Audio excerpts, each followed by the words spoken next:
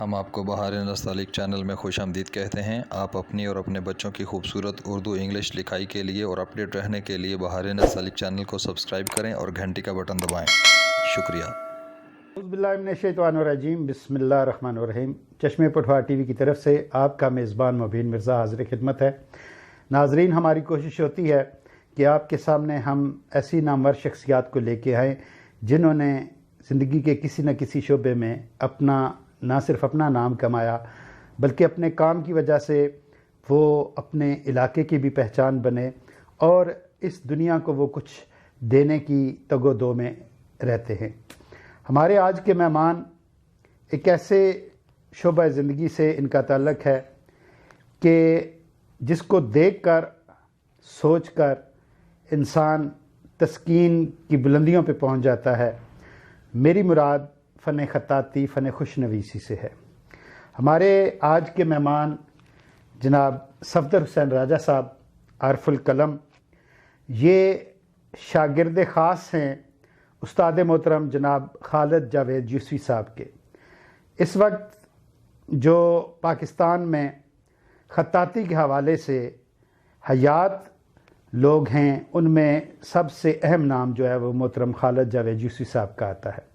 اور خالد جاوید یوسفی صاحب جنہوں نے سیکھا ایک ایسی شخصیت سے کہ جن کو خطاطی کے حوالے سے پوری دنیا میں نہایت منفرد مقام حاصل ہے۔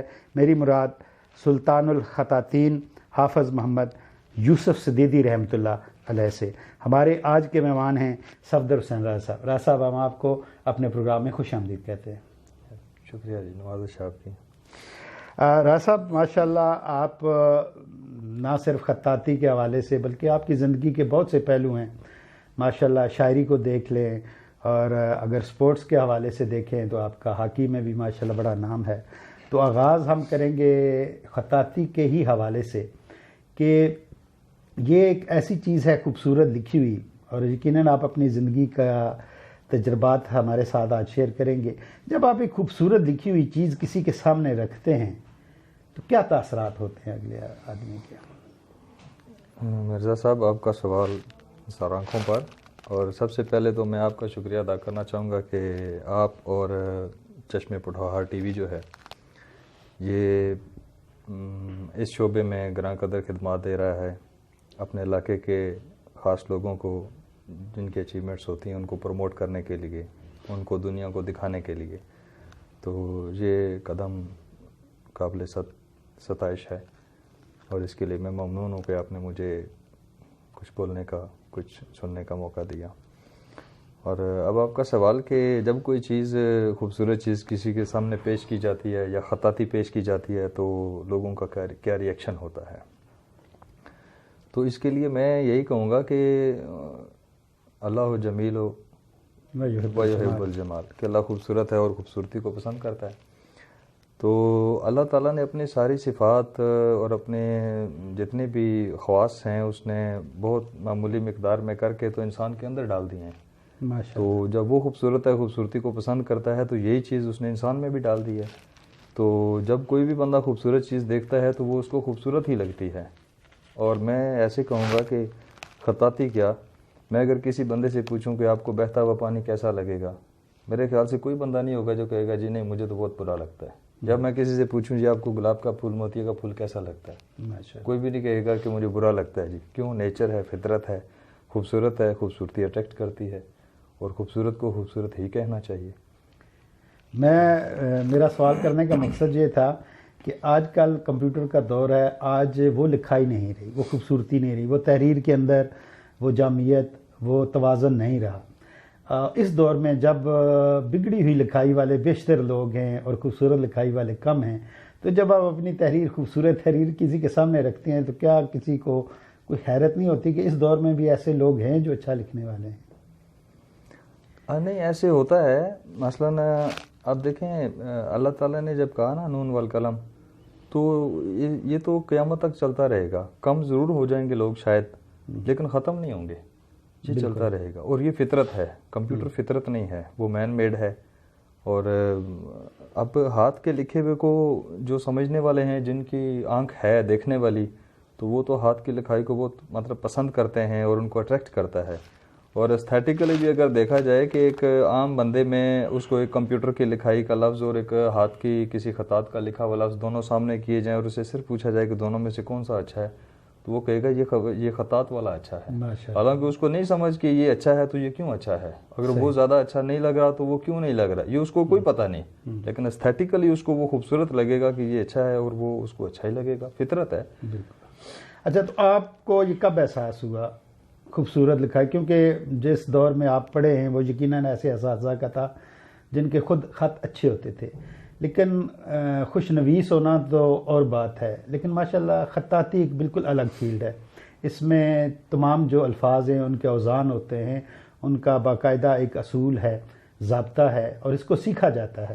قدرتی طور پہ کوئی بھی شخص خوش نویس تو ہو سکتا ہے لیکن خطاط نہیں ہو سکتا.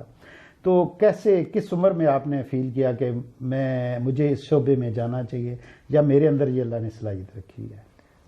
دیکھیں مرزا صاحب, جب تو بچگانہ ذہن تھا نا, عمر بچگانہ تھی, مطلب اسکول لائف تھی, تو اساتذہ کی ہینڈ رائٹنگ اچھی ہونے کی وجہ سے ہم پہ اچھا اثر پڑ رہا تھا لکھائی کا, اور عام پین سے جب لکھتے تھے تو اچھا تھا. اور جو اساتذہ کاپیوں پہ گڈ اور شاباش دیا کرتے تھے ان کا کام ذرا اور خوبصورت کرتے تھے, اور جو صرف سائن کر دیا کرتے تھے ان کا کام بھی ایسے ہی کیا جاتا تھا. مطلب فطری سی بات ہے نا. تو لکھائی نارمل پینسل کی لکھائی خوبصورت تھی. تو یہ تقریباً 91-92 میں جب کالج کا دور تھا تو خیال ایسے ہی گزرا کہ ویسے لکھائی اچھی ہے, اگر خطاطی سیکھی جائے تو مطلب کیسا لگے گا, اور یہ پتہ نہیں ہے کہ میں سیکھ بھی سکتا ہوں یا نہیں.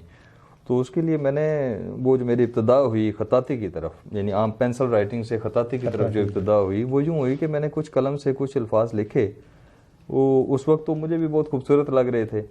تو وہ میں یہاں گجر خان میں میاں زاہد علی ایڈوکیٹ ہیں, وہ قبلہ صوفی خورشید عالم خورشید رقم کے شاگرد رہے ہیں. نہیں گور نہیں, صوفی خورشید عالم خورشید رقم رحمۃ اللہ علیہ ہے. قبلہ گور صاحب تو ان کے مطلب کے شاگرد رہے ہیں نا, بیٹوں کی حیثیت سے, اور تو ان کے شاگرد رہے ہیں. تو میں ان کے پاس وہ لکھا ہوا لے کر چلا گیا. میں نے کہا میاں صاحب میں اتنا لکھنا جانتا ہوں تو کیا میں خطاطی سیکھ سکتا ہوں؟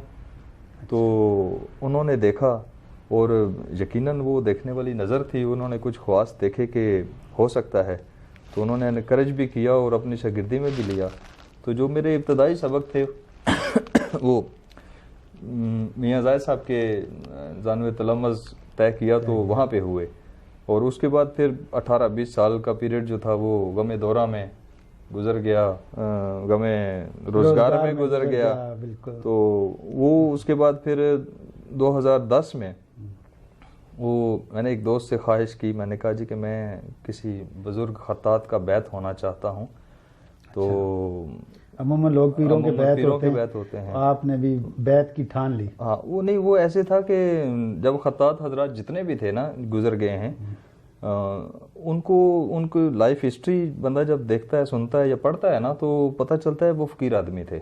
جیسے میرے دادا استاد محترم قبلہ حافظ یوسف صدیقی علیہ رحمہ, انہوں نے مساجد کا جتنا بھی کام کیا ساری زندگی کبھی پیسے نہیں لیے, ماشاءاللہ, اسٹیٹ کا کام کیا, پاکستان کا کام کیا, مینار پاکستان پہ اور بے شمار پاکستان کی جو تاریخی جگہیں وہاں پہ کام کیا, لیکن کوئی معاوضہ نہیں لیا. اور ایک دفعہ تو گورنمنٹ نے بھیج بھی دیا تھا, وہ بھی واپس کر دیا کہ میں لیتا ہی نہیں ہوں. تو یہ ایسے لوگ تھے. تو دل میں آئی کہ ایسے لوگوں کا بیت ہوا جائے. تو وہ دوست مجھے پھر راولپنڈی میں مقیم قبلہ خالد جاوید یوسفی صاحب کے ہاں لے گئے. تو پھر انہوں نے کہا جی کہ آپ نے چونکہ 91-92 میں آپ نے تختیاں کی ہوئی تھیں میاں زاہد صاحب سے, تو آپ وہ پہلی تختی لے کر چلے جائیں, لکھنے والے لوگ ہیں تو آپ کا کام دیکھیں گے, خوش ہوں گے. تو وہ میں لے گیا, لکھا ہوا, تو بس اللہ تعالیٰ کی طرف سے اور مہربانی ہو گئی. انہوں نے دیکھا, پرکھا, اور پھر کچھ میرے بارے میں سوچا ہوگا. میری تو نظر نہیں تھی کہ مطلب خام کہاں پہ اور کمال کہاں پہ. تو انہوں نے کہا کہ آپ اگلے ہفتے آئیے گا اور یہ الف سے دال رے تک جو ہے نا یہ سبق لکھ کے لائیے گا. اچھا, تو وہ پھر اندر سے پہلے دن کی بات ہے, پہلے دن کی بات ہے. تو وہ اندر سے جو مرید تھا نا وہ بڑا خوش ہو گیا کہ چلیں ملنے کا بہانہ مل گیا, ہفتے کے ہفتے ملاقات رہے گی تو کچھ شخصیت بنتی رہے. تو یہ شخصیت بنانے کے حوالے سے گیا تھا. تو میں اکثر اس بات کا اعتراف کیا کرتا ہوں کہ یہ جتنی بھی خطاطی میں کرتا ہوں یہ مجھے ویسے ہی مل گئی ہے. ماشاءاللہ۔ مرزانو طلب میں یہ بھی کہوں گا وہ جو دوست آپ کو لے کے گئے تھے ماشاءاللہ یہ ان کا بھی کمال ہے۔ ہاں جی، تو ان کا اگر تو آپ ہے ان راستہ کا بھی دکھانے نام والا۔ بتا دیں وہ کون دوست تھے تو یہ بھی بڑی اچھی بات ہے۔ ہاں وہ محترم ہیں گجر خان سے اپنا عبد الرحمان تابانی صاحب ہیں۔ اچھا ماشاءاللہ، وہ بھی بڑے نامور خطاط ہیں۔ ہاں جی، وہ استادوں میں سے ہیں ماشاءاللہ۔ زبردست۔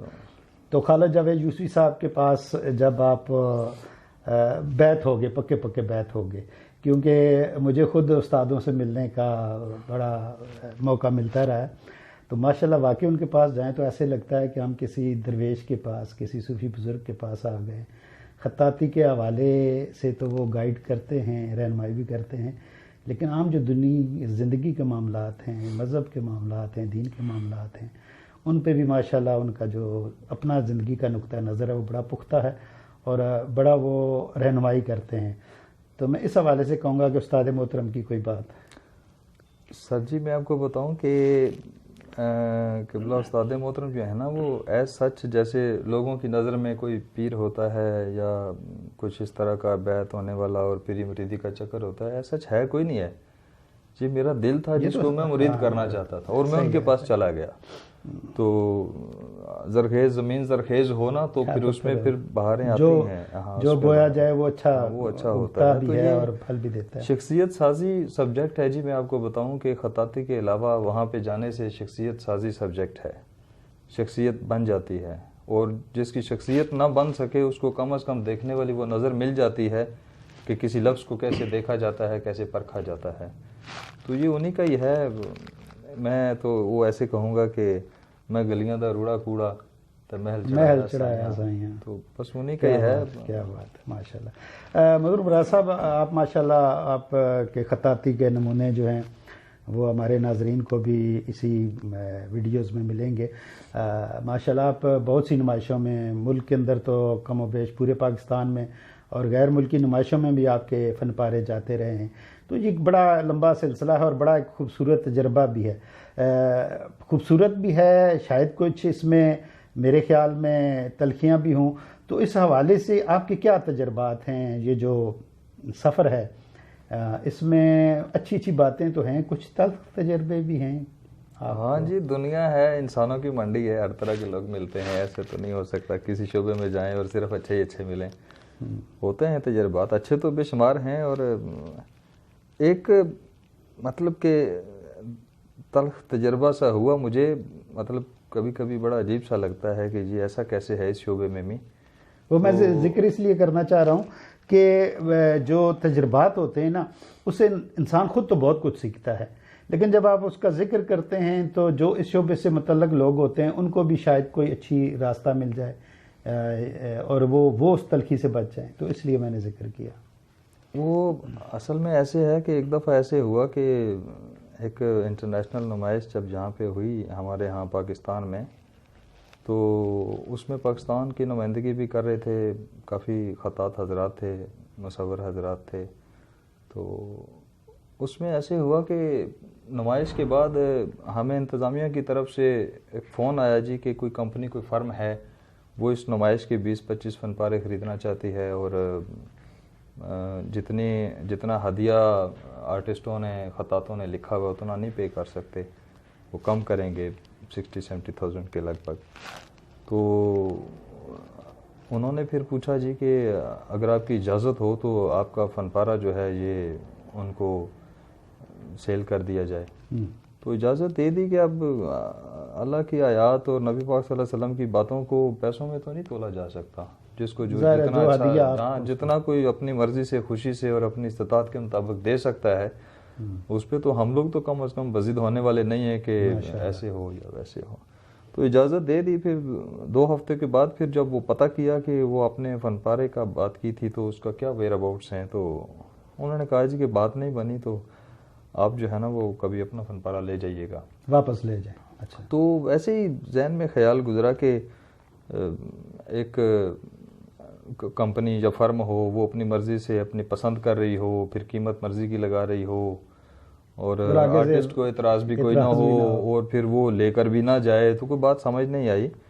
تو بس ایسے ہی وہ فن پارہ، جب ایک فن پارے کو دوسرے فن پارے میں فریم میں فٹ کرنے لگا نا میں گھر پہ، تو وہ میں نے دیکھا کہ فن پارہ آلریڈی کھلا ہوا تھا، تو اس فریم کو کھڑا گیا تھا. ہاں پہلے اس پروسیس یہ والا ہوا کہ اس فریم کو کھولا گیا، جس کو پسند کیا گیا تھا اس میں سے کیلیگرافی نکالی گئی، اور وہ کیلیگرافی نکالنے کے بعد ہائی ریزولوشن پہ اسکین کر کے پرنٹ کر کے تو ایک دوسرے فریم میں لگا کر تو فرم یا کمپنی کو دے دی گئی، اور آرٹسٹ کو فن پارہ واپس کر دیا گیا. 60-70,000 انتظامیہ کو لے لیا گیا، اور یہی والا کام تقریباً 20-25 بندوں کے ساتھ ہوا. اچھا، اور صرف آپ کے ساتھ نہیں ہوا؟ ایسے نہیں، میں نے اس پہ 2-3 شہادتیں بھی قائم کی ہیں کہ بالکل ہاں ایسے ہوا ہے جی، لیکن فن پارہ ہمارا گیا نہیں ہے. تو وہ فن پارہ کدھر جانا تھا، وہ تو پیسے جانے تھے.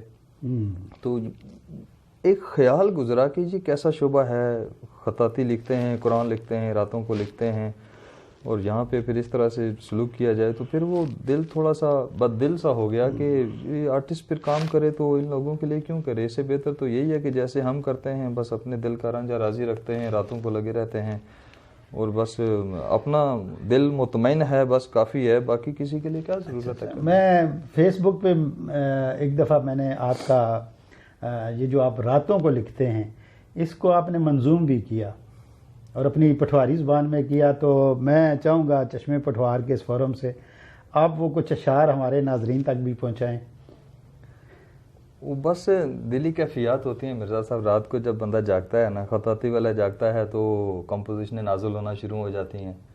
شاعر لوگ آمد ہوتی ہے، آمد ہوتی ہے، شاعر لوگ جاگتے ہیں تو شعر آمد ہوتی ہے، فقیر لوگ جاگتے ہیں تو جو اسرار و رموز ہوتے ہیں وہ نازل ہونا شروع ہو جاتے ہیں. تو اسی طرح سے کچھ الفاظ ٹوٹے پھوٹے، شاعر نہیں ہوں، اعتراف ہے ایک شاعر نہیں ہوں، بس ذوق ہے جس کی وجہ سے بس کچھ نہ کچھ خیال آ جاتے ہیں. ماشاءاللہ تعالی جی. تو وہ میں عرض کروں گا پٹھواری میں ہے اپنی مادری زبان میں کہ لفظاں نال میں گلاں بانا رہنا آیا، واہ واہ، لفظاں نال میں گلاں بانا رہنا آیا، ساری راتی لفظ بنانا رہنا آیا، ساری راتی لفظ بنانا رہنا. واہ واہ. کشاں مداں نقطے دائرے گل نہیں سننے، کشاں مداں نقطے دائرے گل نہیں سننے، پچھلی پیریں ترلے بانا رہنا آیا. ایک نقطے جد گل ایک دسی نقطے نہیں، واہ واہ واہ. ایک نقطے جد گل ایک دسی نقطے نہیں، میں کی میں بے نقط سنانا رہنا آیا. یوسف ورگے لفظ نہیں بننے ماڑے کولوں، واہ واہ. یوسف ورگے لفظ نہیں بننے ماڑے کولوں، ماشاءاللہ. وریاں تو میں لکھنا سانا رہنا آیا. واہ واہ. اور چٹے کپڑے اتر گلاباں کچھ نہ پوچھ، واہ. چٹے کپڑے اتر گلاباں کچھ نہ پوچھ، کچھ نہ پوچھ، اندر نہیں میں بو چھپانا رہنا آیا. واہ واہ واہ واہ. اور آخری خود کلامی نال اس نہ قطع کرنا پیا کہ میں نہ جانا کون ہے صفدر کچھ تے دس، میں نہ جانا کون ہے صفدر کچھ تے دس، تاڑے کول تے آنا جانا رہنا آیا. واہ واہ واہ واہ، ماشاءاللہ جی. صفدر صاحب پٹھواری وچ بھی تساں بڑا سوہنا لکھا اور اپنا پوری وہ کیفیات جڑیاں بڑے سوہنے طریقے نال بیان کی. اچھا، اب ایک آج کا دور کمپیوٹر کا دور ہے اور ماشاءاللہ چیزوں میں تیزی آ گئی ہے، سہولت بہت زیادہ آ گئی ہے، لوگ آرام طلب ہو گئے. خطاطی ایک مشقت طلب کام ہے، وقت دینا پڑتا ہے، ٹائم، اور پھر ارکریزی کرنی پڑتی ہے. کیا آپ سمجھتے ہیں آج کا طالب علم اس طرف کچھ رکھتا ہے شوق؟ دیکھیں، میں نے ایک بات پہلے کی کہ مقدار جو ہے نا وہ کم ہو گئی ہے، لیکن معیار جو ہے نا وہ بہت بڑھ گیا ہے. ماشاءاللہ. یعنی لکھنے والے بہت تھوڑے لوگ ہیں، لیکن جو لکھنے والے ہیں وہ اچھا لکھنے والے ہیں. اچھا لکھنے والے. اب ٹرینڈ کی اگر بات کریں کہ لوگوں کا اس طرف ٹرینڈ ہے نہیں ہے یا کم ہے، تو یا کمپیوٹر اس میں کتنا انوالو ہے، تو کمپیوٹر کو تو میں ضرور دوش دوں گا اس بات کا، لیکن کمپیوٹر کے علاوہ ہمارے جو بڑے ہیں، ملک کے بڑے ہیں، جس دور میں بھی رہے ہیں، میں کسی ایک بندے کو یا کسی ایک پارٹی کی بات نہیں کرتا ہوں، جتنے بھی پاکستان کے بڑے رہے ہیں سارے اس میں قصوروار ہیں کہ جب کمپیوٹر آیا اور لانچ ہوا تو یہ صرف پاکستان میں تو نہیں لانچ ہوا. المیہ یہ رہا کہ ہمارے ہاں جب کمپیوٹر آیا تو لکھنے والوں نے چھوڑ دیا، اور جو فرمیں کام کر رہی تھیں انہوں نے کمپیوٹر سے مدد لینا شروع کر دی، اور جو ہاتھ سے کام کرنے والے تھے بے روزگار ہو گئے، اور یہ جو ہمارا اسلامی ورثہ خطاطی ہے یہ آہستہ آہستہ پیچھے ہونا شروع ہو گیا، یہ المیہ رہا اور توجہ نہ دی گئی گورنمنٹ کی طرف سے۔ اب میں کبھی کبھی سوچتا ہوں کہ آج کے دور میں اسلامی ممالک میں بھی اور یورپین کنٹریز میں بھی کتابیں تو کمپیوٹر ہی لکھتا ہے، اس میں کوئی شک نہیں، ہمارے ہاں بھی کمپیوٹر سے لکھی جاتی ہیں، لیکن انہوں نے اپنے اسلامی ورثے کو بچا کے رکھا ہوا ہے، انہوں نے اسکولوں میں اس کو رائج کیا ہوا ہے، ان کی تعلیم ہوتی ہے، تربیت ہوتی ہے، پروجیکشن ہوتی ہے، ساری چیزیں ہوتی ہیں، انہوں نے اس کو چھوڑا نہیں ہے، اور اس وجہ سے ان کی تاریخ بڑی ہے، ہماری تاریخ چھوٹی ہے۔ تو ہمارا المیہ یہ رہا کہ کمپیوٹر کے آنے کی وجہ سے ایک تو گورنمنٹ کی طرف سے سہولت ختم کر دی گئی اثاثے کو بچانے کی، اور دوسرا لوگ بے روزگار ہونے، ان کی مجبوری تھی، لوگ بے روزگار ہو گئے تو انہوں نے اور شعبہ زندگی میں اپنے روزگار کے معاملات تلاش کیے اور شروع ہو گئے۔ تو یہ کمپیوٹر کا دوش ضرور ہے، لیکن گورنمنٹ نے جب اسلامی ورثے کو سنبھالا نہیں اور اس کی طرف توجہ نہیں دی تو وہ بھی اس میں برابر کی قصوروار ہے۔ بالکل ایسا ہے۔ اگر ہم انفرادی حیثیت سے دیکھیں، ماشاءاللہ آپ بہت اچھے خطاط ہیں اور پورے ملک میں جانے جاتے ہیں، آپ ہمارے نہ صرف پٹھوہار گجر خان، ہمارا آپ فخر ہے ماشاءاللہ۔ کیا آپ یہ جو ایک خوبصورت فن ہے اس کو زندہ رکھنے کے لیے آپ بھی کوئی صحیح کر رہے ہیں، آپ بھی کوئی کوشش کر رہے ہیں؟ ہاں جی، کرنا پڑتا ہے، اس کے علاوہ چارہ کوئی نہیں ہے۔ جب اس نے کہہ دیا کہ وہ کہا نا ہمارے بڑوں نے کہ ہر ایک سے اس کی رعیت کے بارے میں سوال کیا جائے گا، تو ہم سے پوچھا جائے گا کہ یہ صلاحیت میں نے دی تھی، یہ ساتھ لے کر آ گئے ہو، یہ تو لوگوں کو دے کر آنے والی تھی، تو ہمارے پاس کوئی جواب نہیں ہوگا، کوئی جواب نہیں ہے۔ تو اس وجہ سے اس کو ہاں سکھا رہا ہوں میں، میرے پاس الحمدللہ اتوار والے دن کچھ دوست احباب ہیں جو گھر آ جاتے ہیں سیکھنے کے لیے، تو ان کے لیے ہم الحمدللہ اور فی سبیل اللہ حاضر ہیں، سکھاتے ہیں، میں ان کو سکھاتا ہوں۔ اور پھر کچھ دوست احباب ایسے ہیں جو پاکستان کے دوسرے شہروں سے تعلق رکھتے ہیں اور وہ نہیں پہنچ سکتے، تو وہ اپنے اسباق جو ہیں وہ مجھے ڈاکخانے کے ذریعے بھیج دیتے ہیں، پوسٹ کرتے ہیں، وہ باقاعدہ پوسٹ کرتے ہیں، میں ان کی اصلاح کرتا ہوں اور ان کو ڈاکخانے کے ذریعے واپس بھیج دیتا ہوں۔ اور اس کے علاوہ کچھ دوست احباب ایسے ہیں جو اس دوری کو اور اس دیر والے نظام کو، تھوڑا سا دیر سے ہوتا ہے نا، الیکٹرانک میڈیا زیادہ تیز ہے، ڈاک کا نظام تھوڑا سا آہستہ ہے، تو وہ ای میل کے ذریعے مجھے سبق بھیجتے ہیں اور میں ای میل سے ان کے اسباق کو پرنٹ کر کے ان کی اصلاح کرتا ہوں، پھر ان کو ای میل بیک کر دیتا ہوں، اور وہ اس طرح سے سیکھ رہے ہیں۔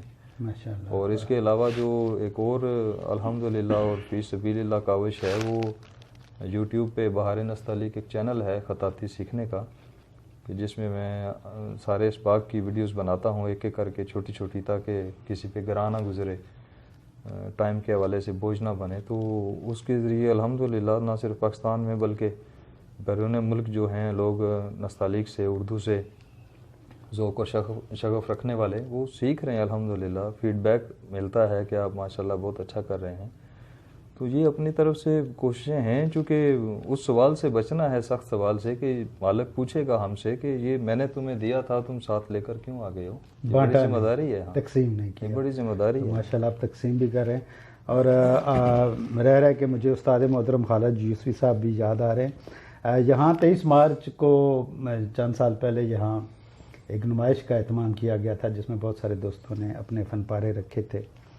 تو یہ میرے خیال میں گجر خان کی خوش قسمتی بھی ہے، اور گجر خان جو ہے وہ ایسی زرخیز زمین ہے جو اس حوالے سے، خطاطی کے حوالے سے بھی کام کر رہا ہے۔ تو میں چاہوں گا کہ اپنے اس پلیٹ فارم سے جو گجر خان سے، خطاطی سے تھوڑا بہت شغف رکھنے والے دوست ہیں، کچھ جو ذہن میں آپ کے جو کام کر رہے ہیں، اور اس کے فروغ کے لیے چاہے وہ 5%، 10%، جتنا بھی اپنا حصہ ڈال رہے ہیں، ذکر ہو جائے کچھ دوستوں کا۔ ہاں جی، یہ تو استاد محترم قبلہ خالد جاوید یوسفی صاحب کی طرف سے گجر خان کے لکھنے والوں کے لیے ایک دعا تھی، انہوں نے کہا تھا کہ شاد باش خوش نویسان گجر خان، شاد باد خوش نویسان گجر خان۔ اور وہ اکثر اس بات کو مینشن کیا کرتے ہیں کہ گجر خان سے سر جی کے پاس 12 بندے ہیں، تقریباً 12 بندے ہیں جنہوں نے باقاعدہ ان سے شاگردی اختیار کی، پھر کچھ نے کتنے کی، کچھ نے کتنی کی، یہ اپنے وہ نصیب کی بات ہے، لیکن 12 بندے تھے جنہوں نے اچھا کیا۔ تو وہ ہمارے لیے اعزاز ہے کہ سر جی یہ کہتے ہیں کہ خطاطی کا ہیڈ کوارٹر تو گجرخان کو ہی ہونا چاہیے. ماشاء اللہ. یہ سر جی کے الفاظ ہیں اور ہمارے لیے اعزاز ہیں. یہ چونکہ میں نے لفظ سنے ہوئے تھے تو چاہ رہا تھا کہ آپ بھی اس کی تصدیق کر لیں کہ ماشاء اللہ واقعی گجر خان کے اندر ایسا ہے. اور گجر خان میں آپ کو بتاؤں ہمارے جو پرانے اساتذہ گزرے ہیں اور عصر حاضر کی میں اگر بات کروں تو سب سے پہلے تو عبدالرحمن تبانی صاحب ہیں, سینئر ہیں, آرٹسٹ ہیں اور کیلیگرافر ہیں. اس کے بعد پھر رحمت علی ولایت حسین تبانی صاحب ہیں نا, ان کے بیٹے ہیں عبدالرحمن تبانی. اور پھر اس کے بعد رحمت علی ہیں, گجر خان سے ہیں, اور عادل محمود ہیں. عادل محمود صاحب ماشاء اللہ بہت اچھا کام کر رہے ہیں. ہاں جی. اور ضمیر سماب ہیں, اور عمران ہیں, علی شوکت ہیں, حمید فلک صاحب ہیں. اور مطلب کہ اچھے کام کرنے والے ہیں.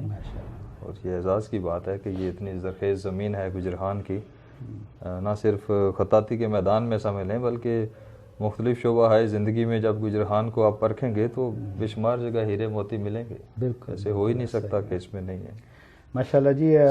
ہماری جو زمین ہے خطہ پٹھوار کی, یہ زرخیز ترین ذہن لوگوں کی زمین ہے. یہاں سے بڑے بڑے نایاب ہیرے جنہوں نے اپنے فکر و عمل کے ساتھ, اپنی محنت کے ساتھ اس دنیا کو کچھ دیا ہے, اور ناموری نہ صرف خود کمائی بلکہ وہ فخر بنے ہمارے اس خطہ پٹھوار کا, ہمارے علاقے کا, پورے پاکستان کے لیے, اپنے والدین کے لیے, اپنے اساتذہ کے لیے. ناظرین اکرام, ہمارا آج کا پروگرام محترم راجہ صفدر حسین صاحب کے ساتھ تھا, جو بہت خوبصورت خطاط ہیں. انشاءاللہ ان کی زندگی کے اور بھی شعبے ہیں. کسی اگلے پروگرام میں ان کی جو زندگی کے باقی رخ ہیں اس پہ بھی انشاءاللہ تفصیل سے بات ہوگی. چلتے چلتے آپ سے گزارش کہ ہمارے چینل چشمے پٹھوار ٹی وی کو ضرور سبسکرائب کیجئے اور بیل آئیکن بٹن کو ضرور پریس کیجئے, تاکہ جو ہی ہم نئی ویڈیو, نئے پروگرام, نئی شخصیت, نئے ٹیلنٹ کے ساتھ اپنے اس چینل پہ ہم آئیں تو اس کا نوٹیفیکیشن آپ تک مل سکے. کسی اگلے پروگرام تک کے لیے اپنے میزبان مبین مرزا کو اجازت دیجیے. اللہ حافظ.